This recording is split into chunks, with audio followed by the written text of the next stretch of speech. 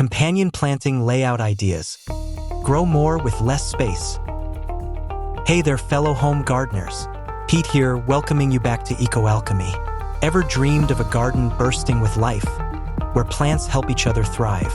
Today, we're diving deep into designing a companion planting layout that's perfect for beginners like you. Get ready to unlock the secrets to a healthier, happier, and more productive garden. Companion planting is more than just throwing seeds together. It's about creating a mini ecosystem where plants work in harmony. A well-designed layout maximizes sunlight, improves soil health, and naturally deters pests. Think of it as setting up a plant dating app, matching the perfect partners for a thriving garden romance. Imagine a garden where tomatoes are protected from pests by basil, and carrots grow bigger thanks to the presence of rosemary. That's the power of companion planting. By strategically placing plants together, you can create a self-sustaining system that reduces the need for chemical fertilizers and pesticides. It's gardening the natural way, and it's incredibly rewarding. Before you start planting, take a good look at your garden. Is it a sprawling backyard, a cozy raised bed, or a collection of containers on your balcony? Understanding your space is crucial. Grab a notebook and sketch out your garden area. Note the direction of sunlight, wind patterns, and any existing structures like fences or trellises. Sunlight is a key factor. Some plants, like tomatoes and peppers, need at least 6 hours of direct sun each day. Others, like lettuce and spinach, prefer partial shade. Wind can also affect your plants. Strong winds can damage delicate plants, so consider planting windbreaks like sunflowers or corn. Knowing your garden's unique conditions will help you choose the right plants and place them in the best locations. Just like people, plants have different needs. Some are sun worshippers, while others are shade lovers. Some thrive in rich soil, while others prefer leaner conditions. Grouping plants with similar needs makes gardening easier and more efficient. Think of it as creating neighborhoods in your garden, where everyone gets along and thrives. For example, group your sun-loving tomatoes, peppers, and eggplants together in the sunniest part of your garden.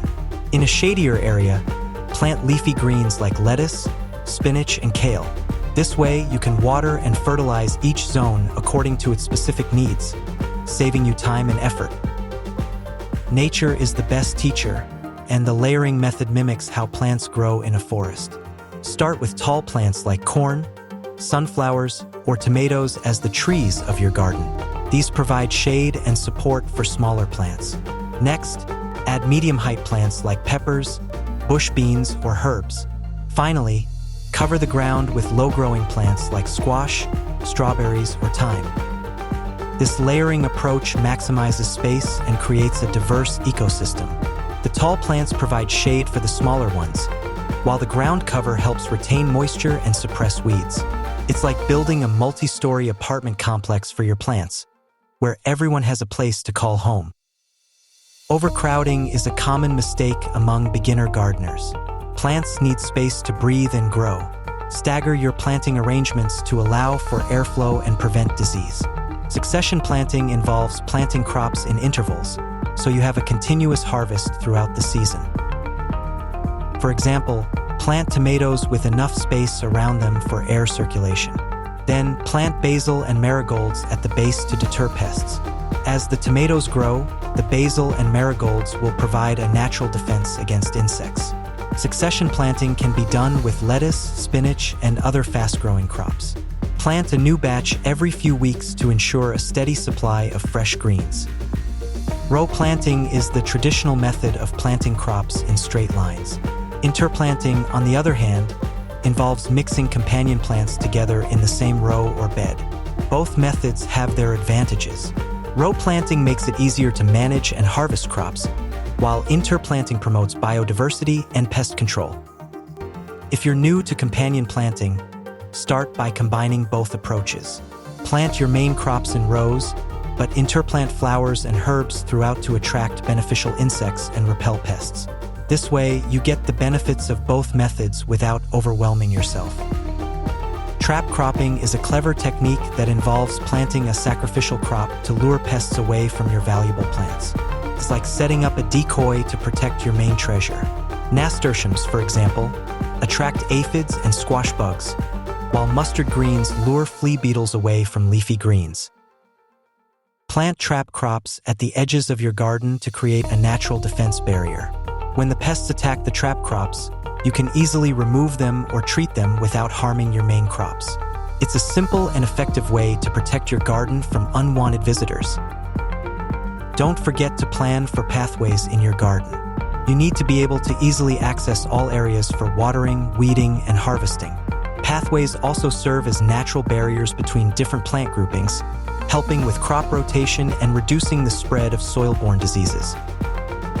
Make sure your pathways are wide enough for you to walk comfortably and carry tools. Consider using mulch or gravel to keep the pathways weed-free and prevent soil compaction. A well-designed pathway system will make gardening much more enjoyable and efficient. Crop rotation is essential for long-term soil health. Avoid planting crops from the same family in the same spot every year, as this can lead to nutrient depletion and pest buildup. Instead, rotate plant families each season to restore soil balance and prevent disease. For example, if you grew tomatoes in one bed this year, plant nitrogen-fixing beans or peas there next season.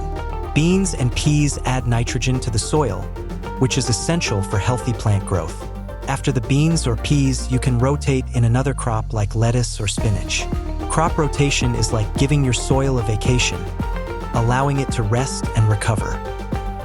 Even if you have limited space, you can still enjoy the benefits of companion planting. Use vertical space efficiently by planting vining crops like cucumbers or beans alongside trellises. Keep herbs like rosemary or thyme at the base to deter pests. In raised beds, group plants with complementary root structures. Deep-rooted carrots pair well with shallow-rooted lettuce, allowing them to share the same space without competing for nutrients. Container gardening is all about maximizing space and creating a miniature ecosystem. Gardening is a continuous learning process. Don't be afraid to experiment and adjust your layout as needed. If you notice a certain plant struggling, try adjusting its companions or adding new beneficial plants. The more you observe, the better your results will be. Keep a gardening journal to track your successes and failures. Note which companion planting combinations worked well and which ones didn't. Over time, you'll develop a deep understanding of your garden's unique ecosystem and how to create the perfect companion planting layout. Companion planting isn't just about pest control. It's about creating a holistic and sustainable garden ecosystem. It's about fostering beneficial relationships between plants, improving soil health, and maximizing yields. It's about working with nature, not against it. Companion planting can also enhance the flavor of your crops. For example, basil is said to improve the flavor of tomatoes, while chamomile can make cabbage taste sweeter. By strategically planting herbs and flowers alongside your vegetables, you can create a garden that's not only beautiful but also delicious. Here's a simple companion planting chart to get you started. Tomatoes, basil, marigolds, carrots, onions. Peppers, basil, carrots, onions, garlic.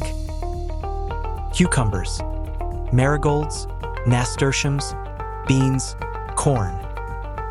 Lettuce, carrots, radishes, strawberries, garlic. Beans, corn, carrots, cucumbers, rosemary. Carrots, rosemary, lettuce, onions, garlic. Cabbage, chamomile, rosemary, thyme, garlic. Squash, marigolds, nasturtiums, corn, beans. This is just a starting point. There are many other companion planting combinations to explore. Don't be afraid to experiment and find what works best for your garden. Once you've mastered the basics of companion planting, you can move on to more advanced techniques like guild planting and food forest layering. Guild planting involves creating a self-sustaining ecosystem around a central plant, such as a fruit tree. Food forest layering mimics the structure of a natural forest, with multiple layers of plants working together to create a diverse and productive ecosystem.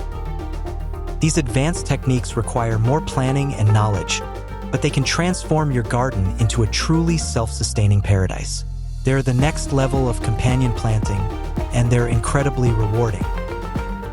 Designing a companion planting garden layout is a journey, not a destination. It's about learning, experimenting, and connecting with nature. By following these steps, you can create a garden that's not only beautiful and productive, but also healthy and sustainable. So, what are you waiting for? Grab your notebook, sketch out your garden, and start planning your dream companion planting layout today. Remember, every garden is unique, so don't be afraid to experiment and find what works best for you. Now, I want to hear from you.